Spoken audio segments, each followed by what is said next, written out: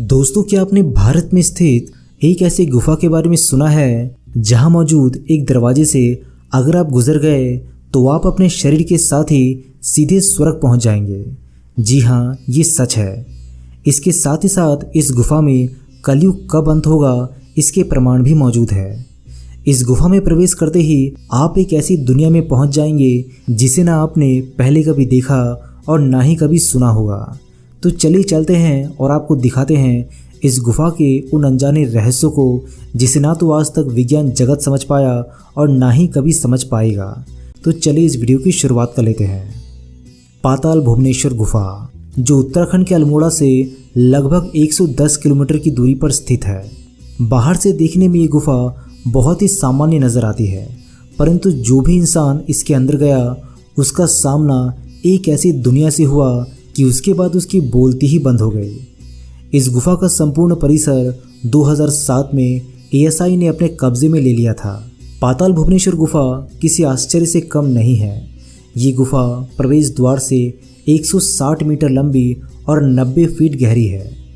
पाताल भुवनेश्वर की मान्यताओं के मुताबिक इसकी खोज आदि जगत गुरु शंकराचार्य जी ने की थी। पाताल भुवनेश्वर गुफा में केदारनाथ, बद्रीनाथ और अमरनाथ के भी दर्शन होते हैं। पुराणों के अनुसार माना जाता है कि यहाँ कभी देवता वास करते थे। यही नहीं, इस जगह एक ऐसा दरवाज़ा भी मौजूद है जिसके बारे में कहा जाता है कि इसे पार करने वाला सीधे सहशरीर स्वर्ग चला जाता है। ये एक ऐसी गुफा है जिसका वर्णन स्कंद पुराण के मानस खंड में भी किया गया है। वेद व्यास के अनुसार यह देवी देवताओं का आराम स्थान था। इस गुफा के भीतर देवलोक से जुड़े रहस्य और रोमांच से भरे 7 तलों वाली दूसरी ही दुनिया है। हिंदू धर्म में भगवान गणेश को प्रथम पूज्य माना गया है। कहा जाता है कि एक बार भगवान शिव ने क्रोध में गणेश जी का सर धड़ से अलग कर दिया था। बाद में भगवान गणेश को हाथी का मस्तक लगाया गया था, लेकिन जो मस्तक शरीर से अलग किया गया था, माना जाता है कि वो मस्तक भगवान शिव जी ने पाताल भुवनेश्वर गुफा में रखा है। पाताल भुवनेश्वर की गुफा में भगवान गणेश के कटे शिलारूपी मूर्ति के ठीक ऊपर 108 पंखुड़ियों वाला ब्रह्मकमल के रूप में एक चट्टान मौजूद है। इस ब्रह्मकमल से पानी भगवान गणेश की शिलारूपी मस्तक पर दिव्य बूंदें टपकती है। मुख्य बूंद आदि गणेश के मुख में गिरती हुई दिखाई देती है। मान्यता है कि ये ब्रह्मकमल भगवान शिव ने ही यहाँ स्थापित किया था। इस गुफा में 4 युगों के प्रतीक के रूप में 4 पत्थर स्थापित है। इनमें से एक पत्थर जिसे कलयुग का प्रतीक माना जाता है, वह धीरे धीरे ऊपर उठ रहा है। ये माना जाता है कि जिस दिन ये कलयुग का प्रतीक पत्थर दीवार से टकरा जाएगा उस दिन कलयुग का अंत हो जाएगा। इस गुफा के अंदर केदारनाथ, बद्रीनाथ और अमरनाथ के भी दर्शन होते हैं। बद्रीनाथ में बद्री पंचायत की शिलारूपी मूर्तियां हैं, जिसमें यम, कुबेर, वरुण, लक्ष्मी, गणेश तथा गरुड़ शामिल है। तक्षक नाग की आकृति भी गुफा में बनी चट्टान में नजर आती है। इस पूरी पंचायत के ऊपर बाबा अमरनाथ की गुफा है तथा पत्थर की बड़ी बड़ी जटाएं फैली हुई है। इस गुफा में काल भैरव की जीभ के दर्शन होते हैं। इसके बारे में मान्यता है कि अगर कोई मनुष्य काल भैरव के मुंह से गर्भ में प्रवेश करके पूंछ तक पहुंच जाए तो उसे मोक्ष की प्राप्ति हो जाती है।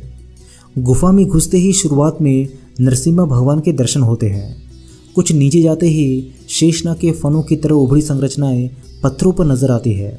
मान्यता है कि धरती इसी पर टिकी है।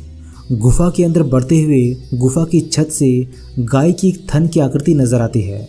ये आकृति कामधेनु गाय का स्तन है। कहा जाता है कि देवताओं के समय में इस स्तन से दूध की धारा बहती थी। कलयुग में अब दूध के बदले इससे पानी टपकता रहता है। इस गुफा के अंदर आपको मुड़ी गर्दन वाला एक हंस कुंड के ऊपर बैठा हुआ दिखाई देगा। ये माना जाता है कि शिवजी ने इस कुंड को अपने नागों के पानी पीने के लिए बनाया था। इसकी देखरेख हंस के हाथ में थी, लेकिन जब हंस ने ही इस कुंड का पानी पीने की कोशिश की तो शिवजी ने गुस्से में उसकी गर्दन मरोड़ दी थी। इस गुफा में स्वर्ग का राजा देवराज इंद्र भी मौजूद है और उनके वाहन ऐरावत हाथी के 1000 पद्म चिन्ह चट्टान के रूप में नीचे लटकते हुए दिखाई देते हैं। यहाँ से अगर आप आगे बढ़ेंगे तो यहाँ 4 प्रवेश द्वार मिलते हैं, जिसके नाम है रंग द्वार, पाप द्वार, धर्म द्वार और मोक्ष द्वार। आप रंग द्वार और पाप द्वार में प्रवेश नहीं कर सकते क्योंकि वो द्वार बंद है। केवल धर्म द्वार और मोक्ष द्वार खुले हैं। माना जाता है कि पाप द्वार रावण की मृत्यु के बाद बंद कर दिया गया था और रंगद्वार महाभारत युद्ध के बाद बंद कर दिया गया था। इसके आगे एक चट्टान है जो पेड़ के आकार की है। ये कल्प वृक्ष का प्रतिनिधित्व करती है जो इच्छाओं की पूर्ति के लिए माना जाता है। कुछ आगे बढ़ते ही कमल रूपी चट्टान दिखती है जिनमें से पानी बाहर आता है जो सफ़ेद पानी की भांति नजर आता है। गुफा के अंदर की दीवारों पर पूरे ब्रह्मांड का चित्र दिखता है। ये सप्तऋषि मंडल का प्रतिनिधित्व करती है। कहा जाता है कि वनवास के दौरान पांडवों ने भगवान शिव के जटा के नीचे ध्यान किया था। उन्होंने इस गुफा के एक गुप्त मार्ग के माध्यम से बद्रीनाथ का भी दौरा किया था। दोस्तों, मैंने जितनी भी बातें आप सभी को पाताल भुवनेश्वर के बारे में बताई है वो दरअसल कुछ भी नहीं है।